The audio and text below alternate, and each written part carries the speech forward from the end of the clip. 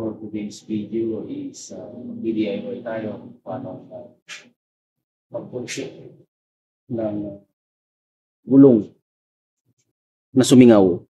Maaring yan ay may butas o nagbawas ng hangin dito maluwag po dito. Ano kung kailangan natin siya? Kailangan natin ng ganito tools. So ito ay 4-in-1 na pangbomba ng hangin. Meron din siya power bank, meron siya flashlight, at meron siya pang jumpstart ng battery pagka nalulupas yung battery ng ating sasakyan. So ito po yan siya. Supply. So hindi ko po kino-commercial si supply, pero supply baka naman. So we need first is kailangan na balde. Okay. Sasalin ako ng tubig dyan at lalagyan ko yan ng sabon para yun. Kailanganin ko mamaya.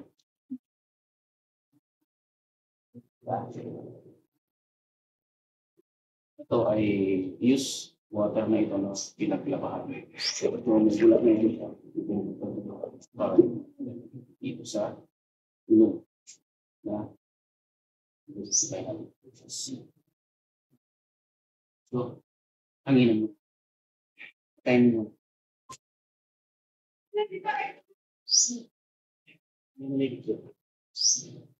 Start na magsabi.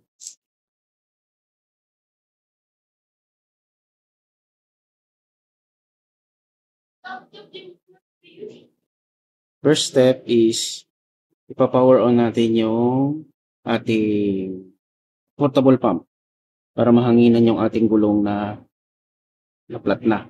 So, isi-set lang natin siya doon sa function niya na pang either motorcycle or bicycle. So, bicycle lang ginagamit ko sa kanya.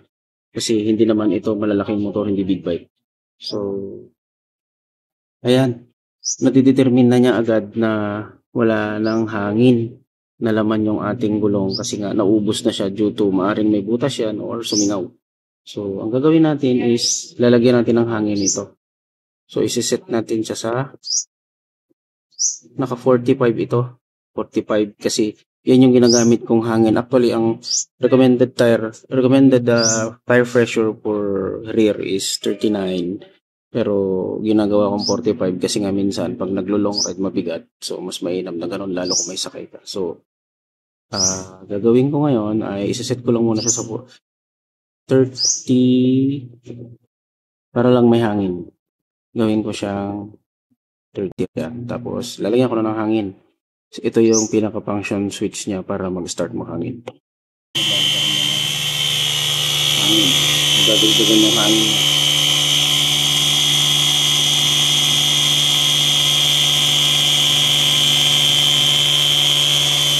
Hintayin natin mag 30. So, bakit natin siya nilalagyan ng hangin? Para malaman natin mamaya kung may butas siya.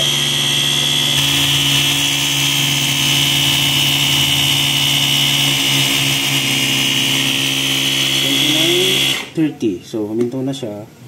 So, alisin na muna natin ito. Pwede natin i-off muna itong panghangin natin. Off. Ayan guys, natitermine na natin kung saan yung butas ng gulong ngayon. Papakita ko sa inyo yung mga importanteng tools para makapag-toolkit tayo. So, syempre, ito yung ginamit natin kanina. Portable pump na naglagay ng hangin dun sa gulong. Then, yung mga isa sa mga pinaka-importante para makapag-toolkit ka ay ang mga ito. Ayan, yung solution, sa rubber solution na gagamitin mamaya doon para makapasok yung rubber. Ito naman yung pangpasok na tinatawag na rubber. Papasok doon sa butas. Ito yung pangsuot ng rubber. At ito naman yung tusok doon sa butas. Para maalis yung mga debris na pumasok doon.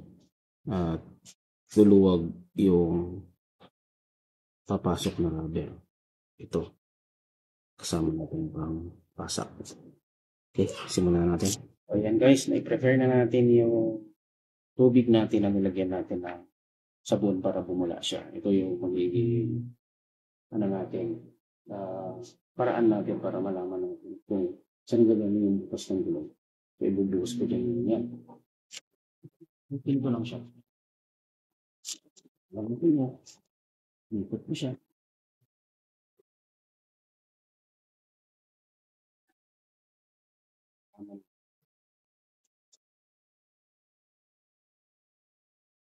Ikot mo lang. Ayan, ganyan lang.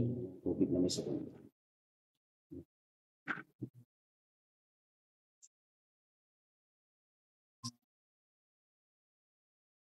Ayan guys. Kung napapansin nyo, yung portion na ito ng gulong ay although meron siyang umagos na mga bula.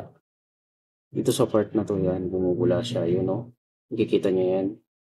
Yan, bumubula siya. Ibig sabihin, merong butas yung portion ng gulong na yun.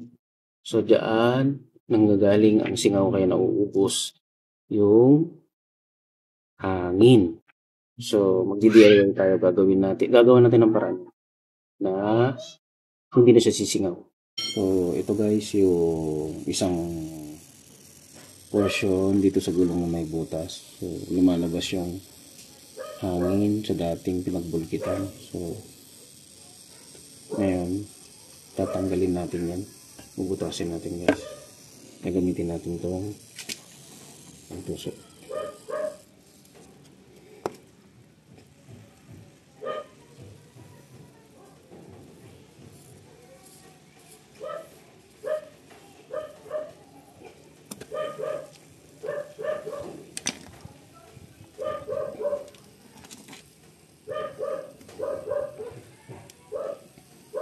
Nilagyan natin ng rubber solution para umambot yung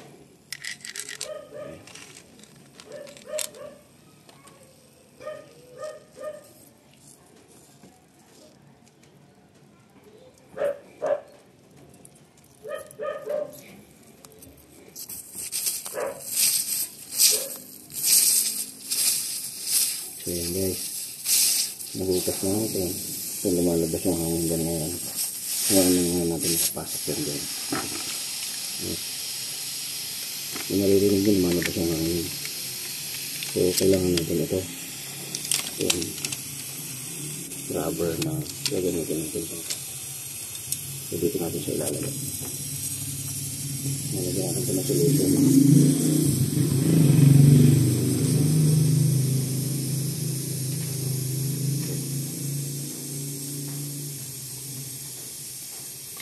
Pasok natin yung dito.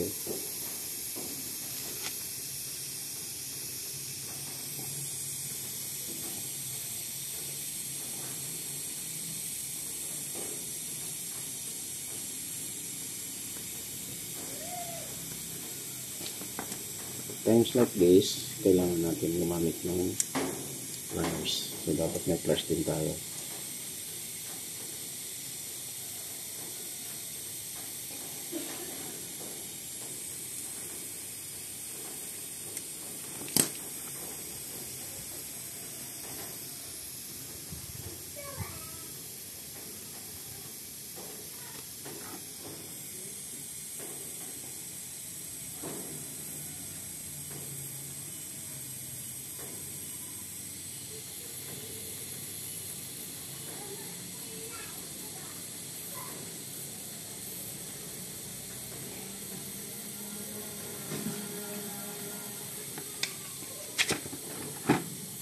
Alisin na natin ito ngayon.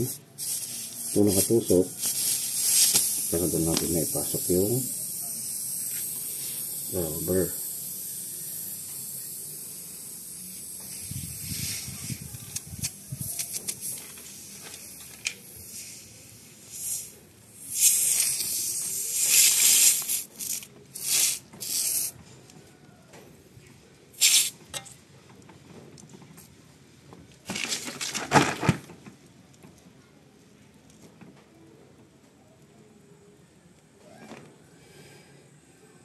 Yan. Pag nakaganyan na siya at may natirang kaunti, saka natin ito hugutin guys. Para maiwan yung rubber dyan sa may pinasakan natin ng butas. hihilain mo yan.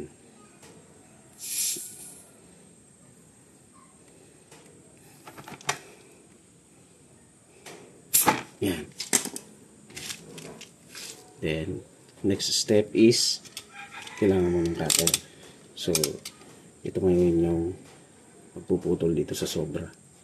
So, kailangan mong alisin yung sobra na yan para hindi siya bukol-bukol doon sa surface ng gulong. Hindi maka-apekto sa takbo ng gulong.